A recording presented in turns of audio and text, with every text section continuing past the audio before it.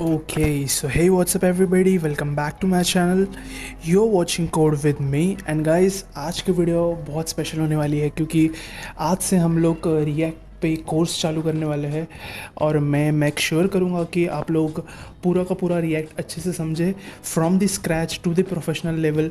Each and everything हम लोग step by step जाएंगे, हम लोग ज़्यादा रश नहीं करेंगे। ओके, सो बने रहना and without wasting time let's start. Okay, so सबसे पहले आपने ये देखा ही होगा कि वीडियो का टाइटल क्या था। तो रिएक्ट यूज़ करने के पहले हम लोग को ये समझना बहुत ज़रूरी होता है कि रिएक्ट की ज़रूरत हमको क्यों है। At first place we know कि जावास्क्रिप्ट का यूज़ हम लोग वेब डेवलपमेंट के लिए बहुत टाइम से करते आ रहे हैं एंड बहुत सारे लाइब्रेरीज़ अवेलेबल है जो हमको डॉम मैनिपुलेशन में हेल्प करते हैं, जैसे कि जे क्वेरी है और ऐसे बहुत सी चीज़ें हैं जो हम लोग यूज़ कर सकते हैं। वैनिला JS है। ओके, तो क्यों रिएक्ट पिक्चर में आया हुआ है एंड क्यों इसकी डिमांड इतनी ज़्यादा है। कोई भी चीज़ करने से पहले हमको समझना ज़रूरी होता है कि क्यों हमें वो चीज़ यूज़ करनी चाहिए। ओके, तो कन्वीनियंट के हिसाब से चीज़ें यूज़ की जाती है, जैसी नीड हो वैसे। Based on the needs also react comes in a picture. जैसे हमारी नीड होगी उस तरीके से हम फ्रंट एंड फ्रेमवर्क्स यूज़ कर सकते हैं। ओके, सबसे पहले हम लोग बढ़ेंगे सर्वर साइड रेंडरिंग वेबसाइट्स की तरफ। तो सर्वर साइड रेंडरिंग, ये नाम में ही हमको मीनिंग समझ जाता है कि ये जो वेबसाइट्स होते हैं ये सर्वर पे रेंडर्ड होता है। तो इसमें क्या होता है कि एक सर्वर होता है और सर्वर पे आपका पूरा का पूरा कोड अवेलेबल होगा। जावास्क्रिप्ट होगी, आपका HTML होगा, आपका CSS होगा। और जब आप कोई भी वेबसाइट से इस होस्ट नेम को आप कॉल करते हो तो आपके पास ये पूरा का पूरा कोड आपके वेबसाइट पे आपको दिखता है। तो इन वेबसाइट्स में एक्चुअली है क्या, ये जो तरीका है, ये जो आर्किटेक्चर है पूरा सर्वर साइड रेंडरिंग का, ये अब पुराना हो चुका है। ऐसा आर्किटेक्चर हम most of the times blogs वगैरह में देखते हैं जो वर्डप्रेस पे होस्टेड होते हैं, जहाँ पे पूरा का पूरा कोड सर्वर पे अवेलेबल होता है और वेबसाइट से जैसे ही हम रिक्वेस्ट भेजते हैं होस्ट नेम को, वहाँ से हमको रिस्पॉन्स आता है। ओके, तो इनमें प्रॉब्लम क्या है? इनमें प्रॉब्लम कोई नहीं है, जस्ट इशू ये है कि हमको डेवलप होने की ज़रूरत है, हमको चीज़ें चेंज होते हैं वो उनको एक्सेप्ट करने की ज़रूरत है। ओके, क्योंकि ये जो तरीका है ये बहुत पुराना है। हालांकि ये जो तरीका है ये अल्सो स्लो है एज़ कम्पेयर टू, अगर हमने मॉडर्न वेबसाइट्स देखे होंगे, हमने मॉडर्न वेब ऐप्स हम उसको बोल सकते हैं, उसको देखा होगा, तो वो जो होते हैं वो ऐसे नहीं होते। उनमें सर्वर साइड रेंडरिंग नहीं होती, उनमें स्क्रैच से पूरा कोड लिखा नहीं जाता, उनमें डॉम मैनिपुलेशन जो है वो हम पूरा का पूरा फाइल में लिखते नहीं हैं। ओके, सो ये चीज़ें हम समझेंगे। तो जैसे ही सर्वर साइड रेंडरिंग जो होता है इसमें पूरा का पूरा कोड जो होता है वो स्क्रैच से लिखा जाता है एंड पूरा का पूरा कोड में मे बी लाइब्रेरीज यूज़ होते होंगे और बहुत सारा कोड होता है, पूरा का पूरा आपके सर्वर पे पड़ा हुआ रहता है। एंड इसके वजह से क्या होता है कि कोड को मैनेज करना कॉम्प्लेक्स होता है, कोड में चेंजेस करना कॉम्प्लेक्स हो जाता है। कोई अगर बग प्रोड्यूस हो जाता है तो उस बग को सॉल्व करना बहुत मुश्किल हो जाता है। ठीक है, तो जस्ट बिकॉज ऑफ दैट ये सर्वर साइड रेंडरिंग के बाद एक अपग्रेड हुआ वेब डेवलपमेंट में, और जिसमें क्लाइंट साइड वेबसाइट्स जो थे वो थोड़े पॉपुलर होने लगे, क्लाइंट साइड रेंडरिंग वेबसाइट्स। तो क्लाइंट साइड रेंडरिंग में डिफरेंस क्या था? जैसे सर्वर साइड रेंडरिंग में आपका पूरा का पूरा कोड सर्वर पे अवेलेबल होता था, तो उसकी जगह पे क्लाइंट साइड रेंडरिंग में क्या हुआ कि सर्वर और क्लाइंट पूरा अलग हो गया। तो इसमें क्या हुआ कि एक फ्रंट एंड बन गया और एक बैक एंड बन गया। तो फ्रंट एंड पे, तो बैक एंड पे क्या रहने लगा? बैक एंड पे रहने लगे आपके API। ये API जो है ये कोई भी लैंग्वेज में आप बना सकते हो, जैसे हम पाइथन में बना सकते हैं, हम C# में बना सकते हैं, हम Node.js में बना सकते हैं। ओके, सो ऐसे सब प्रोग्रामिंग लैंग्वेजेस में हम API बनाने लगे एंड हम क्लाइंट साइड पे सिर्फ वेब पेज रखने लगे जो कि था HTML CSS एंड जावास्क्रिप्ट से बना हुआ। ओके, तो इनको हम फिर बाद में बोलने लगे कि सिंगल पेज एप्लीकेशंस, हम इसको बोलने लगे वेब ऐप्स, ना कि वेबसाइट, क्योंकि इन पे हम जब क्लिक करेंगे तो ये रिलोड नहीं होते, ये बहुत फास्ट होते हैं। इनमें क्या होने लगा कि हम अगर कोई भी बटन पे क्लिक कर रहे हैं, हम कोई भी एक्शन ले रहे हैं, तो वो एक्शन की वजह से कोई भी API कॉल होगा, वो API की रिक्वेस्ट जाएगी ये यहाँ पे सर्वर पे, एंड सर्वर सिर्फ रिस्पॉन्स में डेटा भेजेगा और कुछ नहीं करेगा, और वो डेटा हम वेबसाइट्स पे लोड करेंगे। इस तरह से क्लाइंट साइड रेंडरिंग वर्क करने लगे। तो अभी हम समझते हैं कि डेटा एंड UI में क्या रिलेशनशिप है।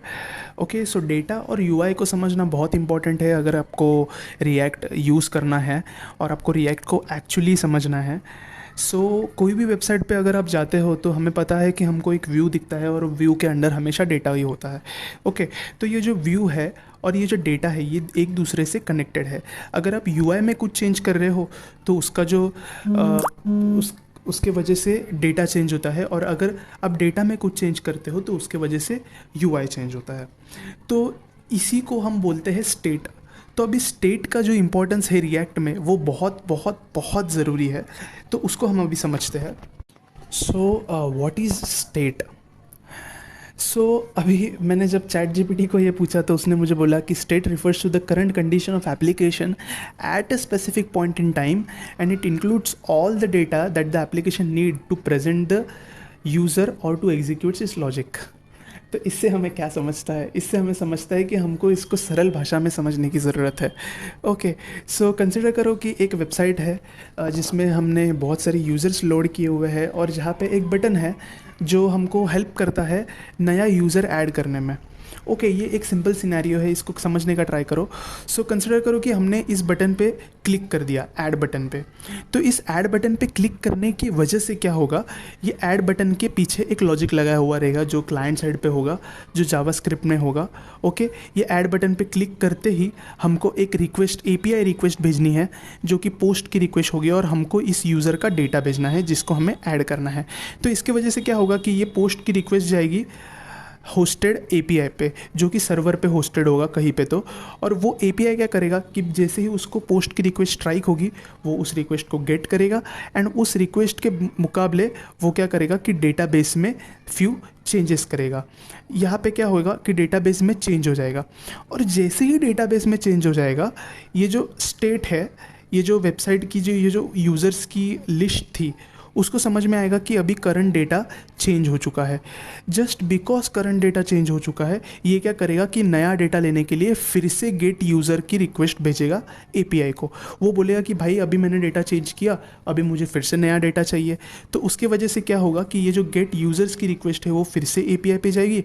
एपीआई क्या करेगा, जो नया चेंज किया हुआ डेटा है वो रिटर्न यूआई को देगा, एंड यूआई पे वो मिलने के बाद हमको दिख रहा है कि यहाँ पे नया यूज़र ऐड हो चुका है।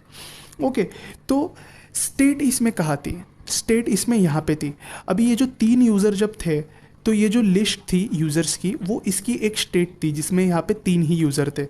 जब हमने उसमें एक नया यूज़र ऐड किया तो उसकी वजह से क्या हुआ कि डेटा चेंज हो गया। डेटा चेंज होने की वजह से क्या हुआ कि स्टेट को समझ गया भाई अभी डेटा चेंज हो गया है, मुझे रिलोड होना पड़ेगा।